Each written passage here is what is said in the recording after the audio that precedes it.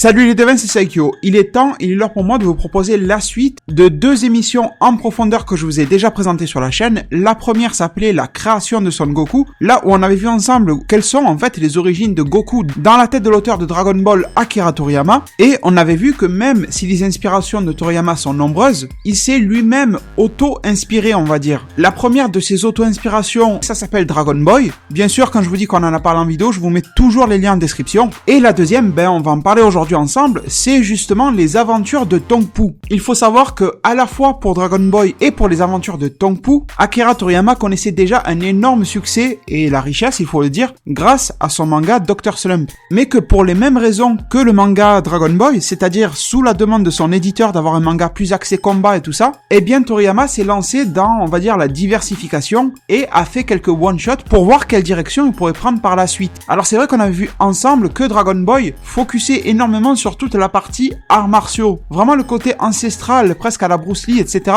Le côté apprentissage des arts martiaux. Le héros avait même comme maître une sorte de moine Shaolin, voilà. Il y avait quelques trucs aussi sympas à côté, comme le nuage magique et tout, mais vous allez voir qu'aujourd'hui, dans les aventures de Tongpu, déjà comme son nom l'indique, ça focus beaucoup plus sur la partie aventure que l'on connaît dans Dragon Ball. Rappelez-vous des premiers tomes quand Goku est petit, l'aventure était là, elle était omniprésente. Et d'ailleurs, on entend très souvent les fans de One Piece dire que One Piece ressemble énormément à Dragon Ball, mais dans la période où Goku était jeune, et qu'après, bon, voilà, il y a l'aspect combat, tout ça, mais c'est quand même assez différent à partir du moment où Goku est adulte, parce que on perdait petit à petit, dans la version animée Dragon Ball Z, on perdait tout cet aspect d'aventure au profit de combats plus épiques, on va dire. Et justement, déjà, cette part d'aventure, j'adore vraiment, j'en suis très nostalgique, et j'irais même jusqu'à dire que je la regrette. La deuxième chose que nous apportent les aventures de Tongpu, et ça, dès la première page du one-shot, vous vous en rendez compte, c'est l'aspect technologique. Tout l'aspect vaisseau, l'aspect capsule, on va le voir par la suite, tout l'aspect cybernétique, humain artificiel, cyborg, etc.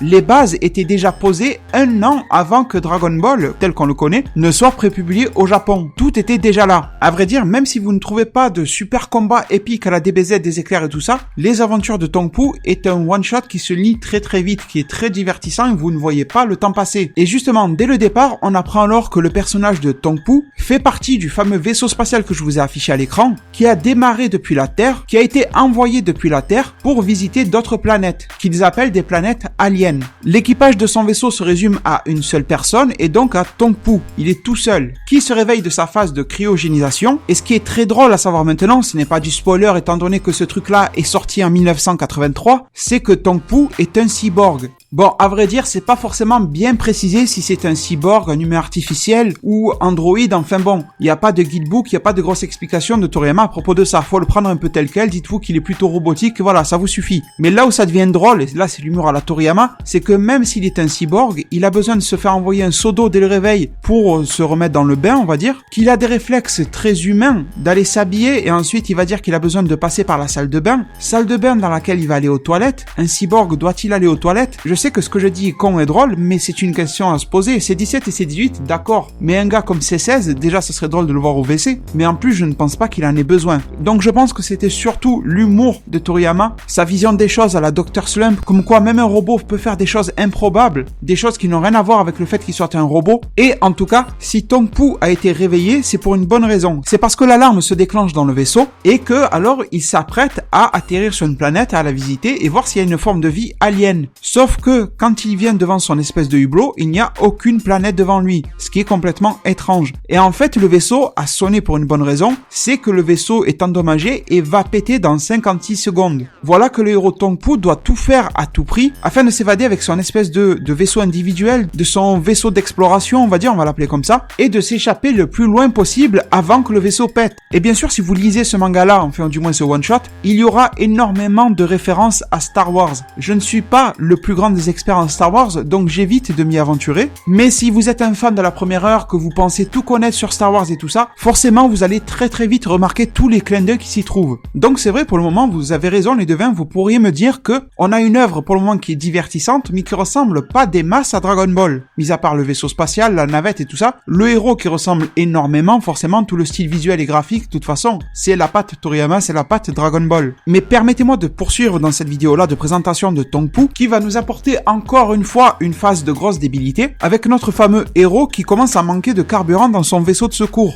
Et dans la plus grande des débilités, la seule chose à laquelle il va penser, c'est d'aller dans l'espace et de se mettre à nager. Et le pire au final, c'est qu'il va se rendre compte que même si c'est pas comme dans l'eau, il arrive quand même un petit peu à nager. Mais bon, ça ne lui servira pas parce que, en faisant sa petite nage, on va dire spatiale, il se rend compte qu'une planète n'est pas très loin et qu'il peut l'atteindre avec son vaisseau. Du coup, c'est ce qu'il fait, il arrive là-dessus. Vous voyez cette fameuse ambiance d'aventure et de One Piece. Regardez par exemple le poisson qui vole. On voit un petit peu de végétation, on voit qu'il y a des êtres vivants assez particuliers, faut le dire. Et même si le style est un petit peu vieillot, je pense que vous voyez vraiment l'aspect Dragon Ball One Piece dont je parle. Tongpo commence alors à analyser la planète sur laquelle il a pu se sauver en fait, et dit qu'elle est quasiment recouverte uniquement d'eau, qu'il ne voit pas vraiment de morceaux de terre qui dépassent, à part quelques petites zones par-ci par-là. Mais que malgré tout, l'air est respirable et qu'il espère alors pouvoir y trouver une forme de civilisation qui, pour rappel, est sa mission, il a été envoyé depuis la Terre pour explorer les planètes aliens. Et là, on en vient vraiment avec l'aspect Dragon Ball du truc. Tongpo va avoir besoin de moyens de déplacement et va sortir une boîte, je vous laisse deviner, remplie de capsules qui ont quasi exactement le même design que les capsules que l'on connaît actuellement, qui sont numérotées. Leur utilité est la même, c'est faire apparaître un objet quelconque, une maison, un vaisseau, une espèce de scooter spatial, voilà, des choses comme ça. Sauf que pour l'actionner, c'est légèrement différent que dans Dragon Ball. C'est plus archaïque et en même temps c'est plus drôle. En tout cas, ça aurait été super amusant que ça soit mis en place comme ça dans Dragon Ball, c'est-à-dire qu'il faut faire chauffer de l'eau et plonger la capsule dans de l'eau bouillante pour qu'il apparaisse qu'elle contient. Alors n'allez pas chercher la logique là-dedans, mais en tout cas c'est comme ça que Toriyama le visionnait. Revenons sur les aventures de Tongpo, qui ne croisera pas de civilisation durant son petit voyage, uniquement des animaux, des petits dinosaures, comme on a l'habitude de l'avoir exactement le même design que dans Dragon Ball, et il va finir par tomber sur un vaisseau qui a été fracassé, sur une île un petit peu mystérieuse, et un peu plus vaste que les autres, d'une manière extrêmement ressemblante à celle de Goku, et en plus dans l'eau, ses cheveux ressemblent énormément à ceux de Goku. Tongpo se jette tout nu en plus, sachant qu'il fait la même corpulence que Goku petit, et je suis sûr que ça va vous rappeler notre héros préféré. À l'intérieur de l'eau, petite mention spéciale, on voit que des oiseaux nagent, donc dans ce monde-là, les poissons volent et les oiseaux nagent, et pendant ces découvertes sous-marines, Tongpo se rend compte alors que ce vaisseau-là est très proche du sien qu'il a quitté, qui a explosé, le numéro 12, et que celui-ci est le numéro 8. Et il se rappelle que le numéro 8 a quitté la Terre 2 ans avant lui-même. Et du coup, on commence à comprendre que ça sent le roussi, parce que Tongpo fait la bonne déduction de se dire que si le vaisseau est là depuis tant de temps, c'est qu'ils ont eu des problèmes, et il commence par se rendre compte que l'équipage est mort, ou du moins une partie de l'équipage est mort. Tongpo se met sur ses gardes, mais il finit par tomber sur une fille qui ressemble comme quasi 2 gouttes d'eau à Bulma, qui dans la VF a été appelée Plamo. Sauf que dans la version originale, et d'ailleurs je le précise, je les crédite et je les remercie, je tire mes informations du site anglophone Kanzenshu, qui est une mine d'or en termes d'informations autour de l'univers Dragon Ball. Et comme j'étais en train de vous le dire, cette fameuse fille qui est dénudée en train de prendre son bain, sur lequel Tongpo tombe nez à nez comme ça, eh bien dans la version originale, elle s'appelle Buramo. Et là vous allez me dire, ok Saikyo t'es gentil, mais pourquoi tu nous racontes ça, Plamo, Buramo et tout ça? Bon, on s'en fout, il y a une fille, c'est bon, avance. En fait, c'est juste pour vous faire un petit clin d'œil, parce que la fille de Vegeta et de Bulma, qui vient de naître dans Dragon Ball Super, en français on la connaît sous le nom de Bra. Sauf que pour les japonais, elle s'appelle Bura, B-U-R-A. Et là, cette fille-là, dans les aventures de Tongpo, s'appelle Buramo, B-U-R-A-M-O. Donc je pense qu'il y a vraiment un lien. Bien sûr, tous les noms du côté de la famille à Bulma, que ce soit le Dr Brief, que ce soit Bra ou encore Trunks, sont liés à des noms de sous-vêtements. Donc forcément, Buramo doit avoir aussi un lien. Peut-être même que c'est un synonyme de Bura, à savoir soutien-gorge. Et bon, tout comme dans sa première rencontre avec Goku, cette fameuse Burama va se mettre à mitrailler Tongpo, avec une scène très similaire. Regardez cette case que je vous affiche. Tongpo prétend être un humain, et je pense qu'il fait ça surtout pour pouvoir calmer Buramo, et elle lui raconte alors qu'elle faisait partie alors de l'équipage du vaisseau numéro 8. Sauf que quand ils sont arrivés sur la planète, un autre vaisseau alien les a attaqués, un alien en est sorti, et depuis on va dire que c'est un peu le jeu de la chasse entre un et l'autre. Alors cet alien me fait énormément penser à beaucoup de choses. Déjà aux dinosaures tout court que l'on voit dans Dragon Ball, aux robots pirates avec qui Goku se bat dans la cave pirate dans Dragon Ball, et après je pense que ça a aussi d'autres références, comme par exemple le film Alien. Parce que regardez bien, si vous regardez uniquement la tête de ce personnage alien, sa forme est très longue et ovale, et ça ressemble pas mal à la tête du xénomorphe dans Alien. Donc, mis à part elle, les deux autres sont morts, et se lance alors l'aventure entre Tongpo et Buramo.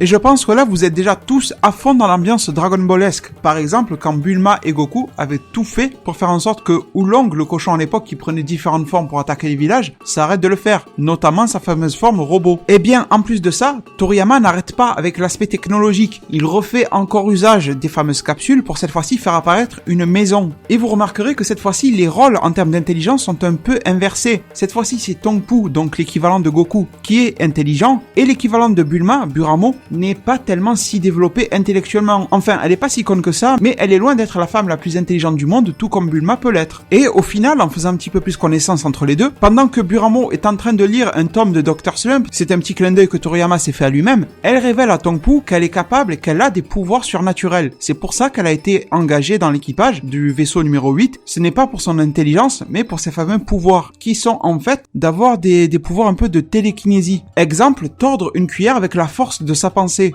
Et d'après le site Kanzenshu, c'est en fait plutôt une blague, parce que déjà on voit que ça lui prend 1 heure entière pour tordre la cuillère, c'est super long, et en plus ça serait une parodie de pas mal de personnes qui, à l'époque où Toriyama a fait ça, un peu partout dans les médias, que ça soit au Japon, en Amérique, etc., faisaient croire médiatiquement qu'ils avaient des pouvoirs. Et toujours d'après Kanzenshu, il était très répandu par ces pseudo-magiciens d'affirmer à tout le monde qu'ils étaient capables de tordre des cuillères avec le pouvoir de leur pensée, ce qui était totalement faux. Voilà pourquoi Toriyama aurait développé ce gag en nous faisant comprendre que ça prend 1 heure à Buramo pour le faire. D'ailleurs, elle n'aura jamais l'utilité de s'en resservir durant toute l'histoire des aventures de Tongpu. Alors le relationnel est toujours le même entre Tongpu et Buramo qu'il l'est entre Goku et Bulma. La fameuse scène du bain, la fameuse scène d'être dénudé, l'âge, ah tu as 14 ans comme moi, enfin ce genre de choses. Les vêtements que va se mettre à porter Buramo sont très proches de ceux que pouvait porter Bulma dans Dragon Ball, forcément très dénudé. Et leur aventure finale va démarrer avec un soleil qui se lève, qui a un design très proche du soleil dans Dr. Slump et qui, comme le soleil de Dr. Slump, est capable de parler en disant « Je suis le soleil de cette planète ». On se rend compte que le monde est de plus en plus dangereux avec de plus en plus de gros dinosaures et nos deux héros très attachants que sont Tongpu et Buramo finissent par tomber sur le vaisseau Alien, le fameux qui a détruit le vaisseau numéro 8. Alors Buramo avait pour objectif de séduire grâce à sa tenue légère l'alien. Donc elle est directement rentrée dans le vaisseau, mais Tongpu il est beaucoup plus sur la défensive, il sort son pistolet et il veut se la jouer un petit peu guerrier. Et il se dit en plus que s'il arrivait à prendre les commandes du vaisseau, il pourrait sûrement s'en servir pour que Buramo et lui-même puissent retourner sur Terre. Sauf que une fois arrivé devant les commandes du vaisseau, Tongpu n'a aucune connaissance de comment ça peut fonctionner, comment ça peut démarrer. Alors il se dit que, étant donné qu'il ne peut rien faire pour le démarrer, son dernier choix est de faire péter le vaisseau. Je sais pas si c'est vraiment très intelligent, mais en tout cas c'est ce qu'il a décidé de faire. Il se rend dans la zone dans laquelle est stocké le carburant et se rend compte qu'il a complètement oublié de ramener une bombe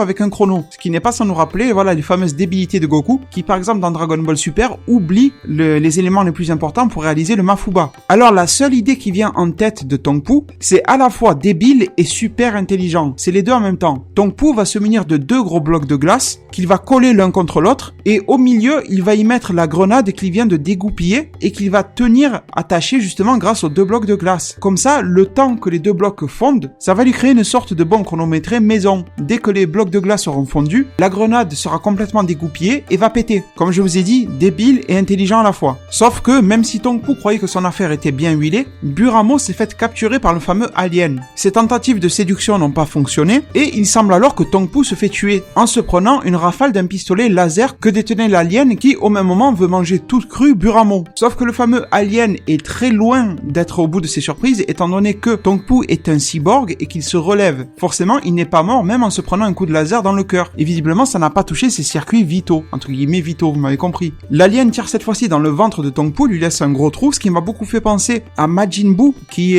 était très étonné de voir qu'il avait un trou dans le ventre. Et maintenant, pour clôturer ce magnifique one-shot de la part de Toriyama, l'heure est venue pour Tongpu de combattre, qui va très facilement étaler l'alien en un coup. Donc, vous voyez, c'est pour ça que je me disais, pourquoi est-ce que Tongpu veut faire péter le vaisseau, tandis qu'il peut éclater facilement l'alien. Enfin bref, le plan débile de faire péter la grenade en faisant fondre les blocs de glace fonctionne à merveille, peut-être même un peu trop vite, et le vaisseau alien part en fumée, et il est maintenant l'heure à la fois pour Tongpu et Buramo de trouver une solution pour pouvoir rentrer chez eux, ou du moins de pouvoir contacter une planète voisine qui pourra les aider à communiquer tout ça, ou à trouver un autre vaisseau. Et la seule solution, encore une fois ingénieuse et débile, c'est que Buramo va conduire très maladroitement le vaisseau de Tongpu, et Tongpu va s'accrocher sur le toit, étant donné qu'il est un cyborg, il ne mourra pas même s'il est dans l'espace, même s'il est malmené sur un vaisseau. Donc les devins, vous avez dû remarquer que durant cette vidéo-là d'analyse en profondeur, j'ai changé mon propre style par rapport aux 2 dernières vidéos concernant la création de Goku et l'ancêtre de Dragon Ball, Dragon Boy. Tout simplement parce qu'on avait fait une très grosse partie d'analyse sur ça, et je pense que voilà, vous êtes pas cons, et vous avez très bien compris comment ça marche. J'en avais un petit peu marre de vous dire à chaque page, ah vous voyez ça c'est Dragon Ball, vous voyez ça c'est Dragon Ball. Je pense que le fait de vous avoir un petit peu raconté le récit, de vous a montré des images qui correspondent à des passages qui devraient résonner dans vos têtes en tant que fan de Dragon Ball, c'était aussi une bonne chose, un bon moyen de le faire. En tout cas les devins, je pense bien sûr que cette aventure de Tongpu est quand même ce qui a permis aussi à Toriyama d'avoir comme piste le fait que Goku serait un alien lui aussi, même si Tongpu est un terrien, mais dans ce one-shot là, on explore des planètes aliens.